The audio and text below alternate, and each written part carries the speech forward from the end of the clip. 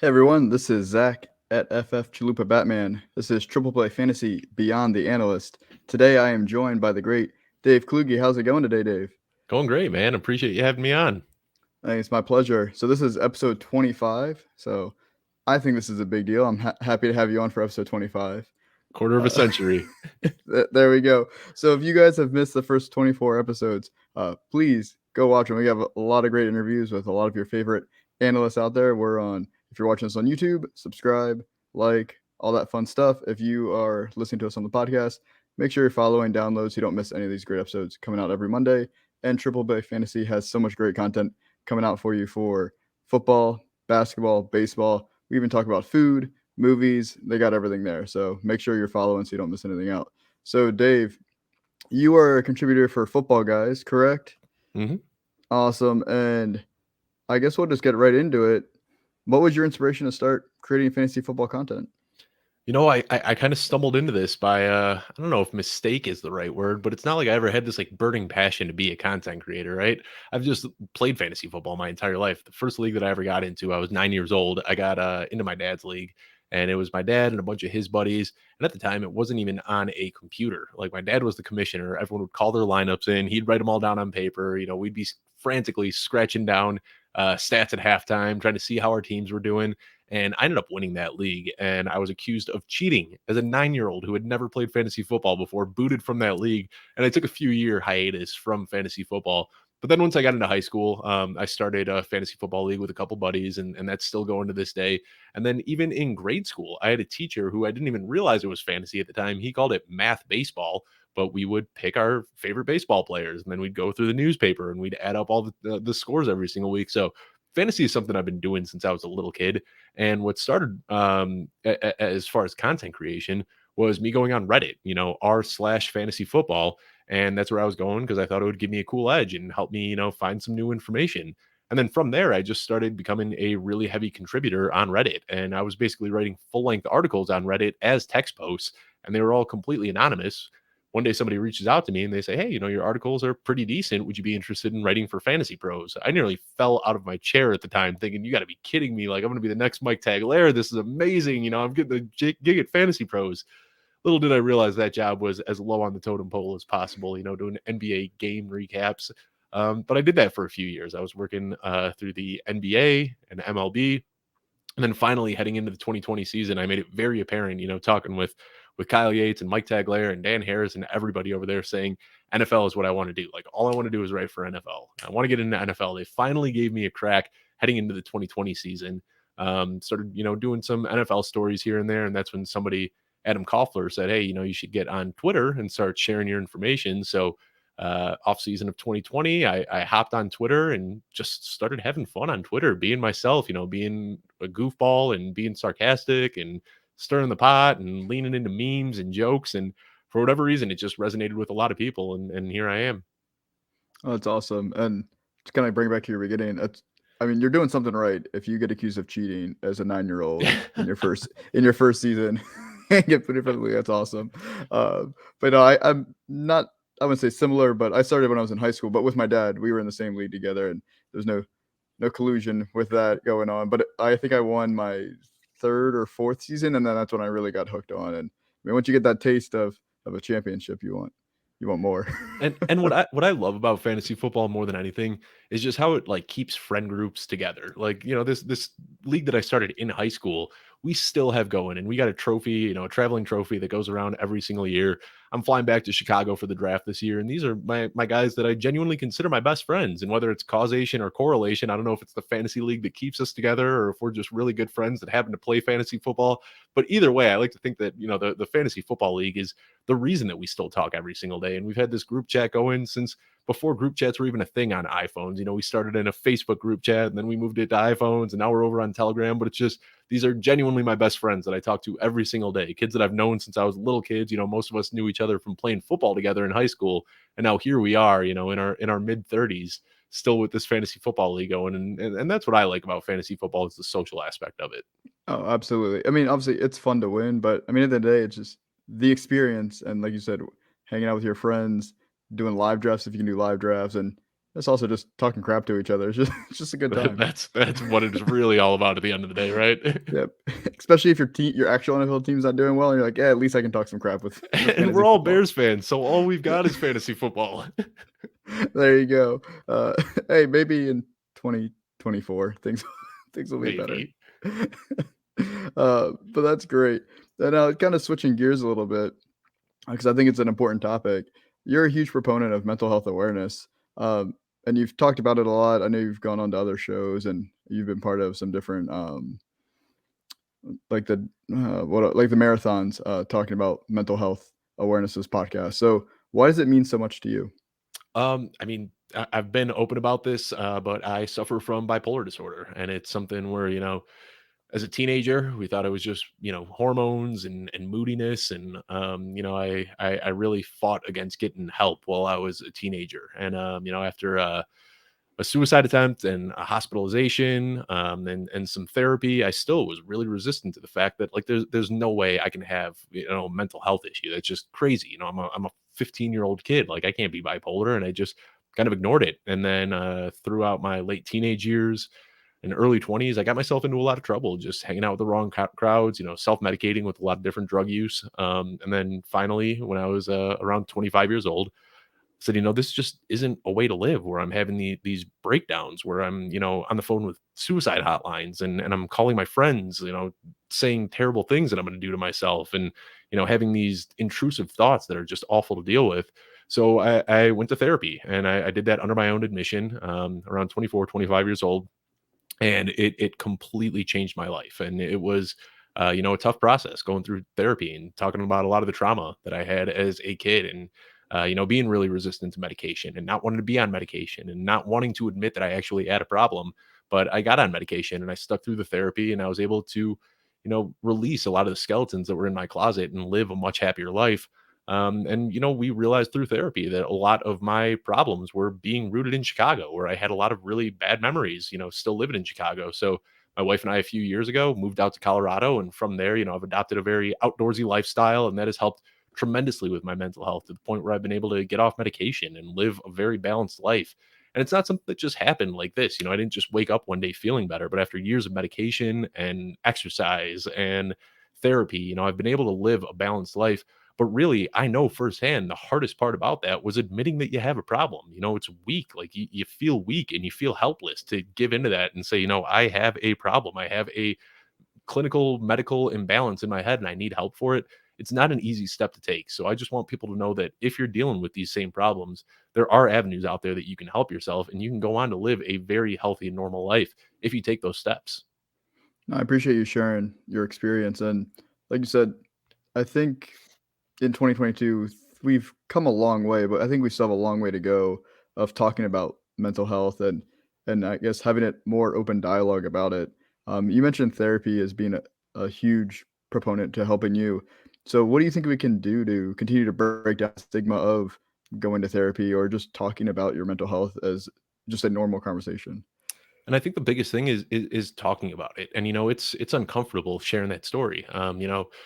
Last year, in the summer, right before I went on the Hayden Hurst Podathon, I shared my story, and I really spilled my guts out there, and being vulnerable and talking about suicide attempts. I think something that really resonated in that thread that I shared was a picture that I'd shared a couple of weeks earlier, where it was my wife and I at a wedding. It was our best friend's wedding. And the picture that I share is me in a tuxedo, hair blowing in my wind, big smile on my face, looking good. And my wife is looking beautiful next to me. And, I had some comment about, how lucky I was to be married to this smoke show of a woman. And that's what people see. But the night before that, I had to leave the rehearsal dinner because I had a panic attack. And this was back in Chicago, like I said, where a lot of my problems are rooted. And I had a full blown panic attack where I couldn't be there at the rehearsal dinner for my best friend's wedding. I was up in the hotel room by myself in the dark, crying, having these terrible intrusive thoughts that I thought I had gotten past, but it's not something that leaves you. It still comes around and it is still constantly something that's in your head.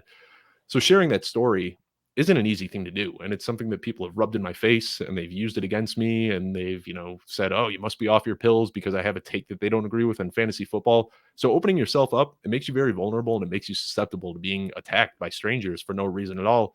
But I think it's really important to have those discussions and let people that are struggling know that they aren't alone and that other people are dealing with these problems as well. I appreciate that, and uh, it's terrible that people are saying those different things when it has nothing to do with that. But at the end of the day, I think it's also more that's their own issues that they haven't dealt with, and they probably need to seek some therapy. And I don't mean that in a negative way at Nope. all. I'm a huge proponent of therapy. I don't really talk about it much on Twitter because that's just not really how I use my social media. But I've talked about it in other places before too. But I mean, I had depression. I probably still have from time to time if I'm not doing what I need to do. And so therapy was great. Did I want to go to therapy? No.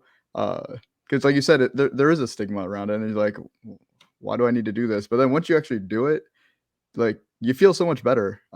As crazy as that sounds. And so that's why I like having these kind of conversations with people and just putting it And out the there that it's worst okay to go and to talk about your feelings and to talk about whatever you need to talk about to somebody, preferably a professional. But it really does make a difference.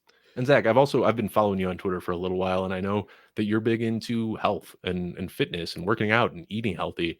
And I don't want to say that that's the end all be all that like just go for a run and that's going to make everything better. That certainly isn't the case, but that helps so much with your mental health. Like if you start taking care of your body, that starts affecting everything else in your body better, and eventually it starts helping with your brain power and with those things as well. So I think really what you need to do if you're struggling with mental health issues, there is no quick fix. There's no pill that you're going to be able to take that's going to make you better. You're not going to go to one session of therapy and feel better. You can't go for a run around the block and feel better. It really is a lifestyle change that you need to be committed to. But the first step to making that commitment to change is calling up a therapist and setting an appointment. That is the hardest part, because that step of calling a therapist and making an appointment is admitting that you have a problem. And that's what most people don't want to do.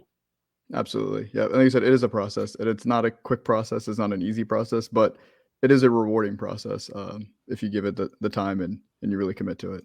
So I I appreciate appreciate you you for sharing wanting to that. talk about this too. I mean, a lot of people don't like talking about it. It's an uncomfortable thing. So thank you for allowing me to talk about this on your platform. I really appreciate it. No, no, my pleasure. Like I said, I think we need to talk about it more to make it more quote unquote normal, Yep. and not the stigma of like, oh, he needs to go to therapy or he needs to do this or she needs to do that. Like you just got to do what you got to do to take care of yourself, and there's nothing wrong with that. And I think a lot of people don't realize. I guarantee you, there's a ton of people in the fantasy football community alone that have gone to therapy or have been on antidepressants or are doing some sort of mental process to help them, and they just might not talk about it. And they might think like, oh, there's no one else out there like me, and so I don't want to talk about it. Not realizing that I bet more than half of the community is like them, and we just don't talk about it.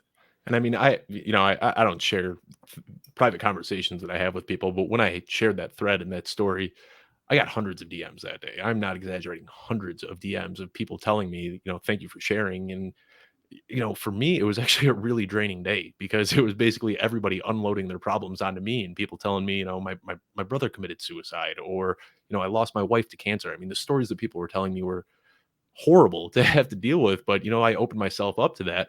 But I had literally hundreds of DMs from people saying that they struggled as well, and people that were in therapy and people that were afraid to share their story. So it's absolutely a real thing. And I feel like if you have a platform, it's you put yourself in a very vulnerable and susceptible spot by talking about it. But if you have the courage to do that, I think that you absolutely should. And there's some other people out there in the industry. I'm not the only person at all. And there are other people in the industry that talk about it as well. And I just want to give a huge pat on the back to anybody that's willing to have that bravery. Yeah, absolutely, and not to diminish anything at all, and bring it back to fantasy football at all, but I mean, when you put out your content in fantasy football, you feel vulnerable. You're putting out your takes, like you're opening yourself up to criticism. I mean, I don't want to say it's the exact same thing, but it's a similar feeling of that vulnerability. So if you can do it with fantasy football content, I'm not saying you have to talk about mental health, but I mean, I bet you can handle it if you can do fantasy football content. I've spilled my guts out before talking about my mental health. I can guarantee you that I can care less what you have to say about my Ezekiel Elliott take. Yeah. Absolutely. But it's that same concept. It's Right. just different degrees. Yeah. But yeah, so to transition it to well, a little bit of a lighter topic, but I really appreciate you sharing your story and talking about that. Like I said, I hope this inspires other people to come out and talk about it, or even just reach out to either of us or anybody else that they feel comfortable with, just to Mhm. kind of talk about what they're going through. But there's a lot of new content creators in this space, or maybe they're even thinking about it. It's growing rapidly.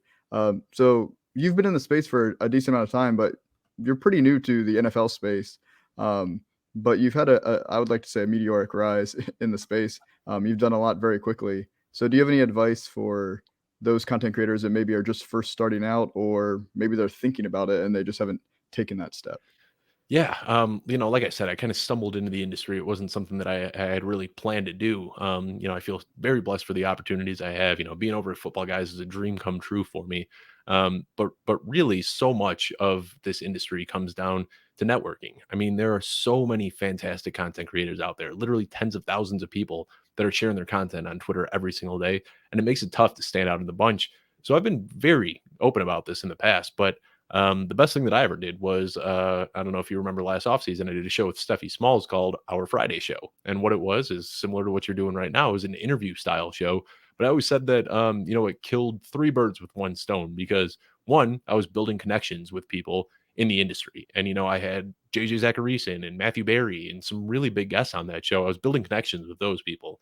In addition to building connections with those people, I was also tapping into their audience because then they want to share that show that I recorded with them. And then that's helping me reach a larger audience. And then the third and most important thing that I took away from that show was that I was learning from the best of the best. And we weren't talking about fantasy football. We were talking about how people made it in the industry. And, I was learning. And for me, I'm a sponge. So when I'm sitting there listening to Matthew Berry talk for an hour straight about what his journey was like and how he made it and things that he did to differentiate myself, I'm taking all that in and thinking about how I can apply it to myself. So that show really helped me a ton. And then I also learned from some mistakes along the way where, I stepped out of my lane a few times trying to break news instead of just talking about fantasy or, getting involved in some petty drama and learning through those mistakes. The biggest piece of advice I'd have now for anybody trying to make it in the industry is just to keep your head down and avoid the drama. It's so much easier to be nice and take the high road. I can't tell you how many times a day I type out a response where I just want to lash out at somebody. And then I think before I hit send and I say, nope, there's no reason for it. I delete 20 tweets a day that I want to respond, or I'll type up a subtweet that's so vague, but it's a subtweet. You know that I'm talking about somebody specifically there. And I just say there's no point to it. You can scroll through my entire feed. You can go back months. You can go back an entire year, and you're not going to see me engaging in that drama because there is just no benefit to it whatsoever. You might get a couple cheap likes from some other people that are, eating their popcorn behind the scenes, but the people that are in decisions to hire people at big companies, they don't want to see that. They want to see people that are kind. They want to see people that treat others with respect, and they want to see people that keep their nose out of the mud. Yeah, no, absolutely. And I think that last piece is really important. I mean, whether you like it or not, your social media presence, whether it's Twitter, TikTok, wherever you are, that's your resume. If you are trying to get hired in the industry somewhere, And they're and paying attention. and don't take it from me. I had Scott Fish on my show this last week, and we were talking a lot about SFB. And I asked him, I said, "What is some advice that you have for people that are trying to get into content creation?" And he said, "Be kind, work hard, everything else will fall into place." And then he talked about how he was just at FSGA up in Detroit, and he was having conversations with people that hire, and that people will often say, this guy has great content, but I don't know if you see how they act on Twitter. We can't have that be a part of our brand. People are every single day I see it just shooting themselves in the foot and ruining opportunities for themselves, and they don't realize it. Just stay out of the mud and you'll get an opportunity. Absolutely. No, I appreciate that. So that was the last of my, we'll call them the serious questions. I have some rapid fire questions if you're game. Yeah, let's do it. All right. So you can provide as little or as much context as you want to answer these questions. So, as a Chicago Bears fan, who is your all time favorite Bears player? I mean, this one's probably pretty obvious to anyone that follows me on Twitter. I got the man's name in my bio. I mean, I don't have a lot in my bio at all, and I have Jay Cutler apologist in there. This helmet right here behind me, signed by Jay Cutler himself. I've been a huge Jay Cutler fan, man. I still remember it. I was 18 years old at the time. I was working at Champ Sports. Didn't even have a smartphone. I got a call from somebody on my flip phone, and I, flip my phone open, take the call, and they said, "Dude, we just traded for Jay Cutler," and I couldn't believe it. I mean, being a lifelong Bears fan, we've never had any semblance of a good quarterback. And the thing with Jay Cutler, I just think that he got such a tough shake in Chicago. You see this guy, he threw for 4,500 yards. He only took 12 sacks his final year in Denver. And then he comes behind this terrible offensive line in Chicago. There was no coaching, there was no coaching core that could help bring him to the next level. They pretty much said, "Hey, we gave up a bunch of draft capital for you. We're paying you a bunch of money. Go out there and play hero ball." It took like 90 sacks in his first two seasons, never rebounded from it. We saw him just continue to backpedal in his development. And I feel like, he would have been a fantastic player if he just stayed out of Chicago.